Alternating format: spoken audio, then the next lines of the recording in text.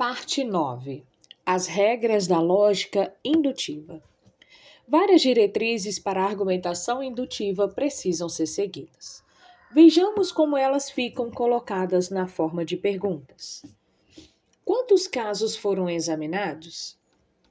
O grau de certeza a respeito da conclusão dependerá em parte da amplitude do número de casos examinados.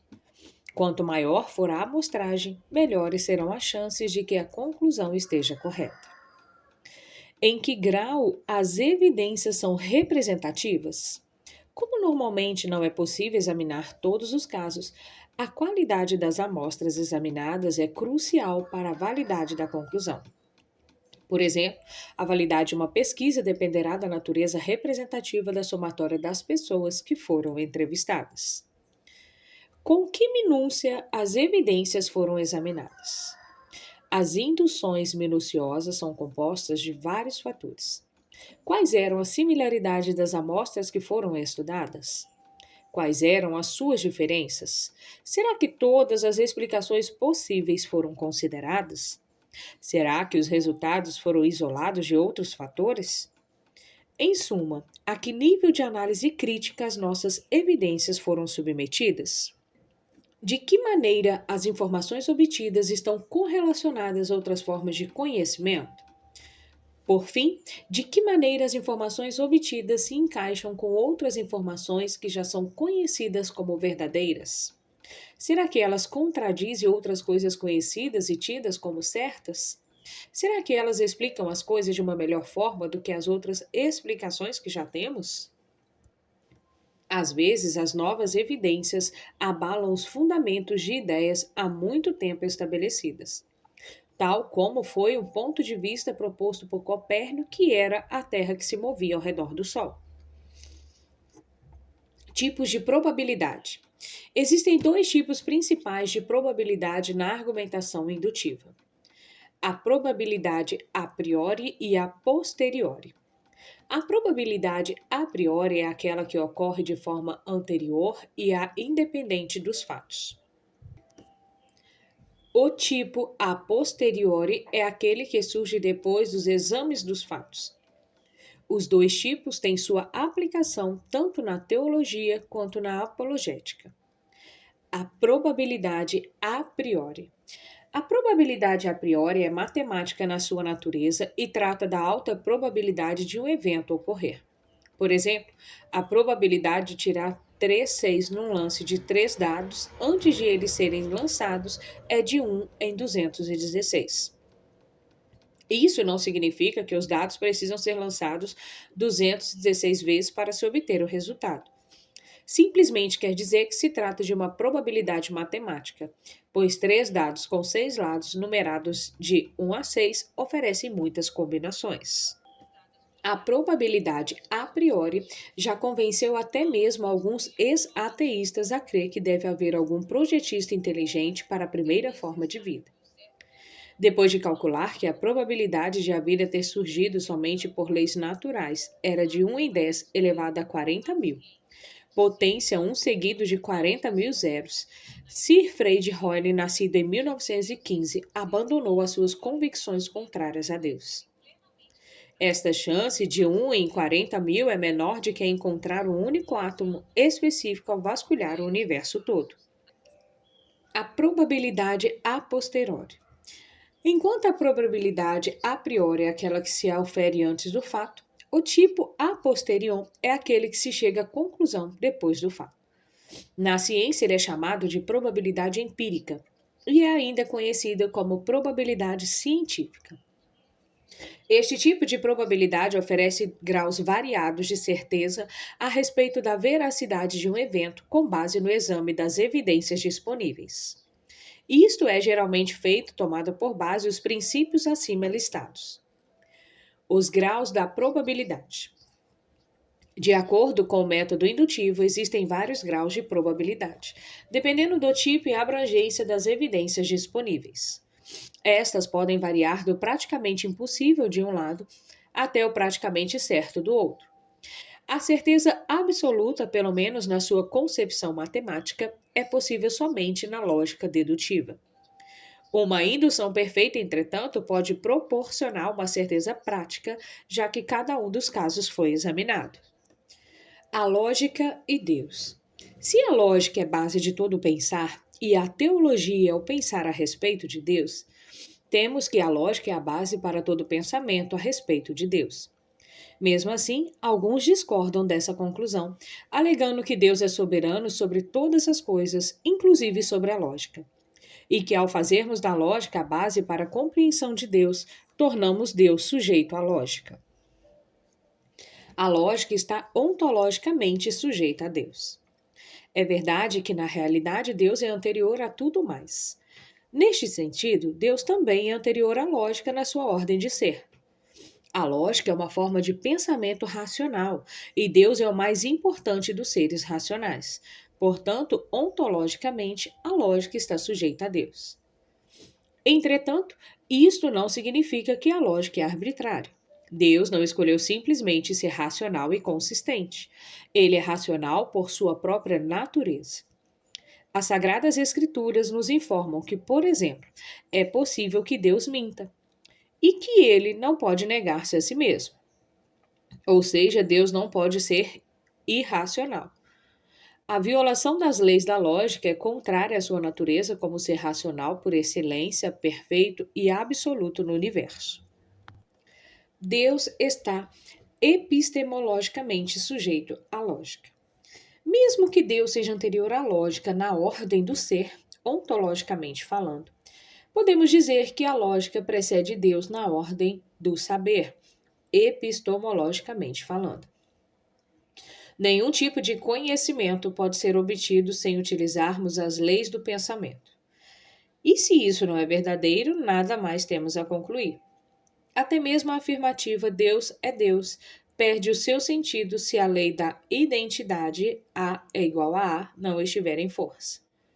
Da mesma forma, a afirmação de que Deus existe não poderá ser verdadeira se a lei da não contradição não estiver em força, pois, se não for assim, Deus poderia existir e não existir ao mesmo tempo e no mesmo sentido.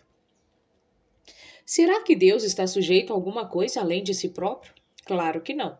Quando afirmamos que Deus está sujeito à boa razão, à lógica, estamos dizendo que ele está sujeito à sua própria natureza, já que ele é a razão final ou logos.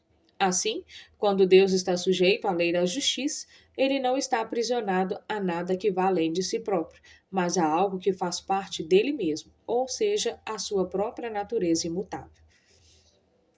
Tecnicamente falando, na teologia, não é Deus quem está sujeito à lógica, são as nossas afirmações a seu respeito que estão sujeitas a ela.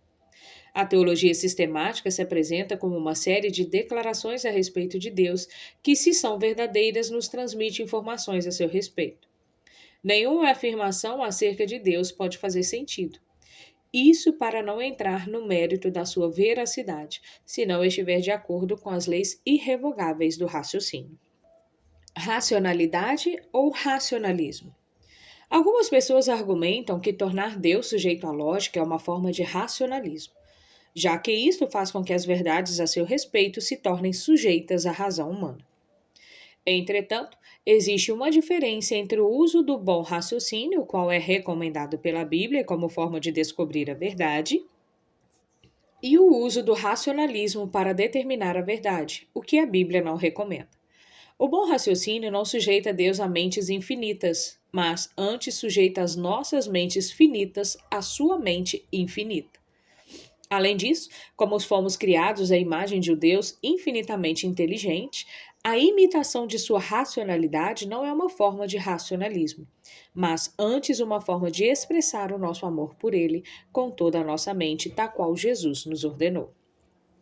Nem mesmo a revelação especial pode ser conhecida ou transmitida sem o uso da lógica. Não conseguiríamos distinguir entre uma revelação que vem de Deus e uma que não vem, sem fazer uso da lei da não contradição. Também não seríamos capazes de determinar quais livros, dentre os tantos que se alegam ser divino, são realmente as palavras de Deus. Por exemplo, a Bíblia, o Alcorão, o livro de Mórmon, sem fazer uso da nossa razão para examinar as evidências. Por fim, observe que a razão é uma forma de descobrir a verdade.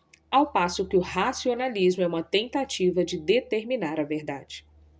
A teologia cristã se enquadra na primeira categoria. Toda verdade é revelada por Deus, seja ela na sua forma geral ou especial. Porém, toda verdade é recebida pela nossa razão. Aristóteles terá inventado a lógica? Alguns críticos argumentam contra o uso da lógica dedutiva, insistindo que ela foi inventada por Aristóteles e que não há razão para aceitar a lógica ocidental em lugar da lógica oriental, a qual não aceita a lei da não contradição. Entretanto, esta crítica está fora da realidade por diversas razões. Primeiro, Aristóteles não inventou a lógica. Na melhor das hipóteses, ele simplesmente a descobriu. Todas as criaturas racionais já vinham utilizando a lógica desde os primórdios dos tempos. Aristóteles foi meramente o primeiro homem que se conhece a sistematizá-la na forma escrita. Segundo, esta crítica sugere que o pensamento oriental pode de alguma forma fugir do da lógica ocidental. Isto, porém, é impossível. A lógica não tem fronteiras geográficas.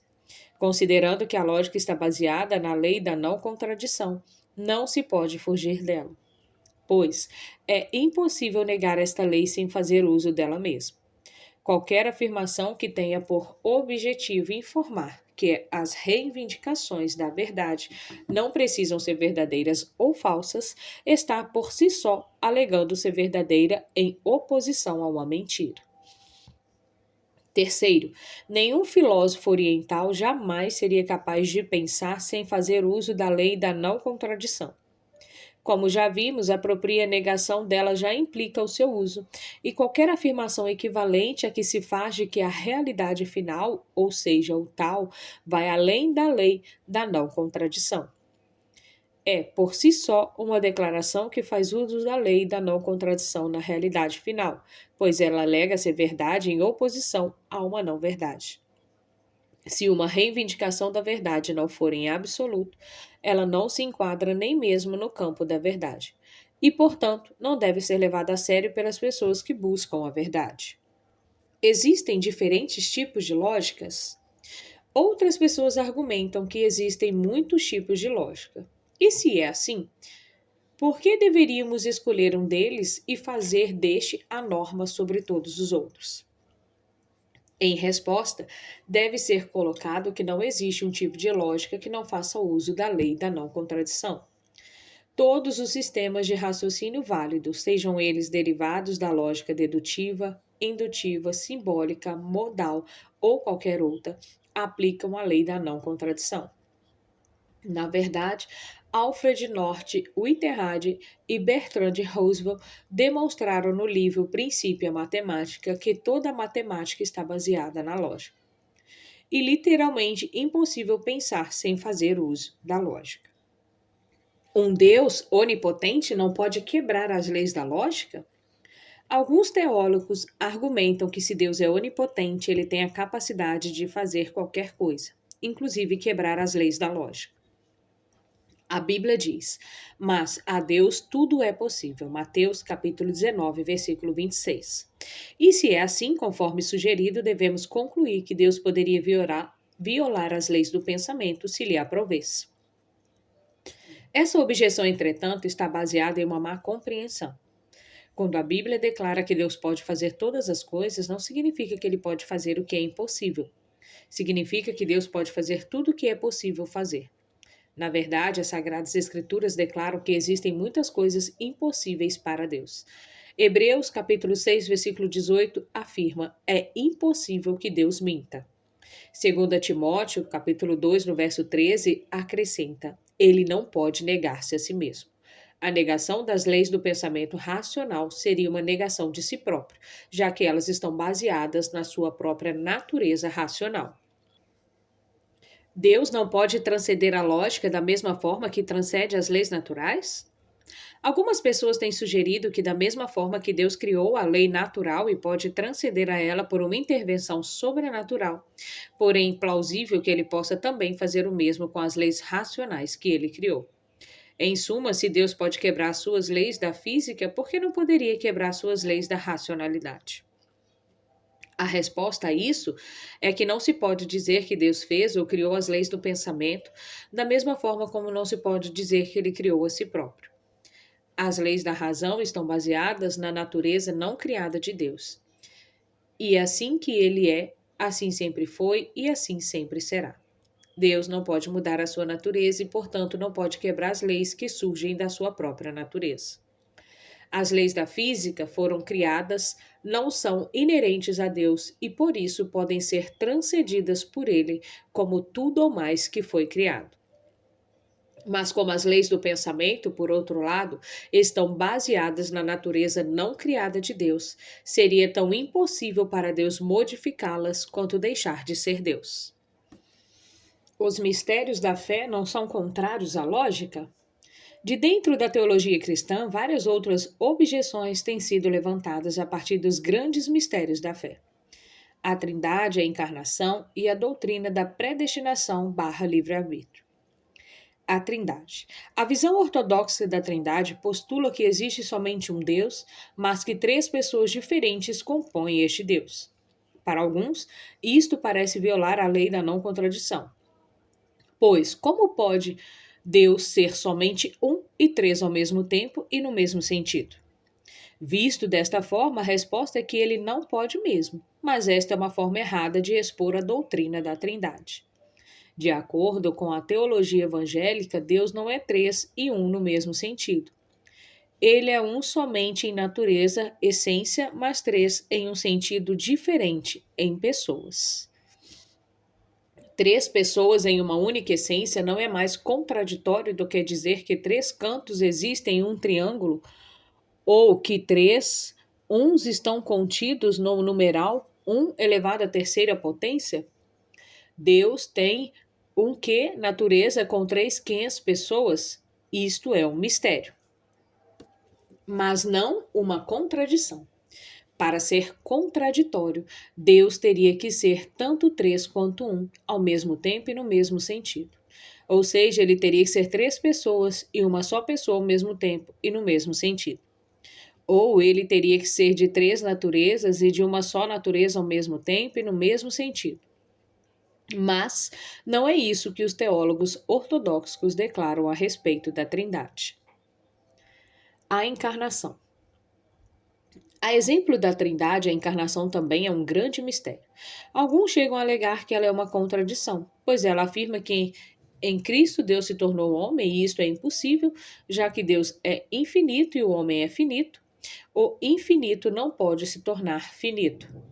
O eterno não pode se tornar temporal, assim como aquele que não é criado não pode se tornar criatura. Como então poderíamos alegar que a encarnação não viola a lei da não contradição? A resposta a esta aparente contradição jaz na forma errada como se expõe a realidade do que representa a reencarnação, a encarnação. Não se trata de Deus tornando-se homem, mas a segunda pessoa da Trindade acrescentando sobre si a humanidade. Em outras palavras, o Filho de Deus não deixou de ser divino para tornar-se humano, mas se revestiu de uma outra natureza, a humanidade, que se somou à sua divindade. Na encarnação, a natureza infinita e Deus não se tornou finita, a segunda pessoa da Trindade, que manteve a sua natureza infinita, também assumiu outra natureza, desta vez finita. Na Trindade, existe um o que e três quens em Cristo. A segunda pessoa da Trindade existe um quem e dois o ques. Na encarnação, um dos quens de Deus assumiu outro que, de forma que passou a haver dois o ques, naturezas em um só quem pessoa. Como já dissemos, isto é um mistério incrível, mas não uma contradição. Predestinação e o livre-arbítrio. Para todos os cristãos, salvo para os calvinistas extremados, que negam o livre-arbítrio nesta matéria, existe um paradoxo semelhante entre a predestinação e Deus e a livre escolha do ser humano. Como Deus pode já ter determinado o fim desde o começo e como ele poderia já ter escolhido seus eleitos antes da fundação do mundo? Quando vemos que a Bíblia também afirma que os seres humanos são livres para aceitar ou rejeitar o dom da salvação oferecido por Deus. Se Deus já determinou previamente quem será e quem não será salvo, como então os seres humanos poderiam ser livres na sua escolha? A resposta a este aparente dilema reside na compreensão de como Deus predetermina eventos como estes. Deus não força a sua ocorrência contra o nosso livre-arbítrio, antes predetermina que eles ocorram através do nosso livre-arbítrio. Ou, simplificando a ideia, Deus não precisa fazer com que estes eventos ocorram. Eles podem vê-los ocorrendo do seu ponto de vista eterno e privilegiado. Uma pessoa que está no alto de um prédio e prevê uma colisão entre dois carros que não conseguem se enxergar numa esquina não é a causa da colisão. Da mesma forma, Deus, que por intermédio da sua onisciência antevê o que nós faremos de maneira livre, não precisa fazer com que hajamos desta ou daquela maneira. E mesmo que ele seja a causa de todas as coisas, ele não é a causa imediata delas. Agentes morais livres são a causa imediata de todas as ações livres. Deus, a causa primária, produziu o fato da liberdade e agentes livres, causas secundárias, pela graça de Deus, produzem os atos de liberdade. Além disso, um e o mesmo evento pode ser tanto determinado quanto livre, sem implicar contradição. Por exemplo, quando se assiste uma gravação de um jogo transmitido pela televisão, ele já está determinado, nada pode ser modificado. Ele terminará exatamente da mesma forma, o placar e tudo mais, não importando quantas vezes você o assista posteriormente. Contudo, no dia em que o jogo foi disputado, cada um dos jogadores agiu de acordo com toda a sua liberdade de escolha. Ninguém foi forçado a nada. Assim, um e o mesmo evento foi ao mesmo tempo determinado e livre. A objeção de que isso ocorre desta forma, porque estamos voltando a olhar um jogo já ocorrido, o teísta poderia responder. Mas Deus, na sua onisciência, olha para o futuro com uma certeza ainda maior do que a certeza com que olhamos para um fato passado. E isso nos leva a outra questão. O Deus da teologia ortodoxa é eterno e não temporal. Portanto, ele, na verdade, não olha adiante para o futuro. Ele simplesmente olha para baixo e o enxerga, já que ele está presente para ele no seu eterno agora, como o grande eu sou de Êxodo, capítulo 3, verso 14.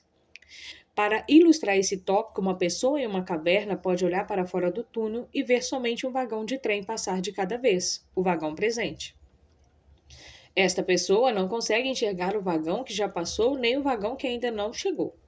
Mas a pessoa no alto da montanha onde fica a caverna pode ver todos os vagões ao mesmo tempo. Da mesma forma, Deus pode ver o passado, o presente e o futuro todo no seu eterno presente, o seu agora. Ele vê o futuro não porque já ocorreu, mas porque nele o futuro já pré-existe, pois ele é a causa eterna de tudo que foi, de tudo que é e de tudo que há de ser. Se Deus é eterno, não existe problema em um evento ser previamente determinado, e por isso deixa de ser livre. Pois assim Deus está vendo ativamente no seu presente eterno o que estamos fazendo livremente. Ele não está assistindo passivamente o futuro, como se tivesse que esperar para que ele ocorresse. Tampouco está literalmente prevendo alguma coisa. Somente do nosso ponto de vista, o que ele olha pode ser chamado de prever ou predeterminar. Jamais do ponto de vista privilegiado que Deus tem na eternidade. De fato, Deus conhece o futuro não porque ele está olhando para baixo ou para diante. Ele está simplesmente olhando para dentro de si próprio, pois todos os efeitos pré-existentes na sua causa, e Deus é a causa de todas as coisas, inclusive do futuro. Portanto, Deus as está vendo na sua natureza eterna antes de elas terem ocorrido, com a mesma certeza de que teria se elas já tivessem ocorrido. Não existe contradição entre a predestinação de Deus e o nosso livre-arbítrio. Por fim, a harmonia entre a predestinação e a nossa liberdade de escolha pode ser demonstrada somente a partir da onisciência de Deus. Considere o seguinte argumento: 1. Deus é onisciente. 2. Um ser onisciente conhece todas as coisas, inclusive o futuro. 3. O que um ser onisciente conhece irá ocorrer. Precisa ocorrer, pois se não ocorresse, Deus estaria errado a respeito das coisas que anteriormente conhecia. Mas um Deus onisciente não pode estar errado sobre nada do que conhece. 4. Deus conhece todos os atos livres do futuro. 5. Portanto, esses atos livres precisam ocorrer. Se não ocorressem, o Deus onisciente estaria errado. 6. Mas o que precisa ocorrer está determinado. 7. Portanto, os nossos atos livres estão predeterminados por Deus. Mesmo que a lógica deste argumento seja firme, muitos acreditam que ele prova que, na verdade, não somos livres, mas este não é o caso. O que ele demonstra é que Deus pode saber com certeza, ele já determinou o que faremos de maneira livre. Portanto, o único e mesmo evento é determinado do ponto de vista do conhecimento de Deus e livre do ponto de vista da nossa escolha. Como já vimos, isto pode ser um mistério, mas o grande mistério da predestinação e do livre-arbítrio, como queiram chamá-lo, não é uma contradição lógica. Conclusão: a teologia sistemática é dependente da lógica de muitas maneiras. Todas as suas afirmativas estão sujeitas às leis básicas do raciocínio. As contradições não podem ser ao mesmo tempo verdadeiras e falsas. Da mesma forma como veremos no capítulo 12, os métodos utilizados para construir a teologia sistemática derivam da lógica tanto do tipo dedutivo quanto do indutivo. A teologia sistemática começa com o estudo indutivo tanto da revelação especial na Bíblia, quanto da revelação geral na natureza, e faz deduções a partir de ambas. Depois disso, ambas são juntadas em um todo sistemático e unificado. Sem a lógica, isto não seria possível. Portanto, a filosofia, especialmente a lógica, é verdadeiramente e governada da teologia.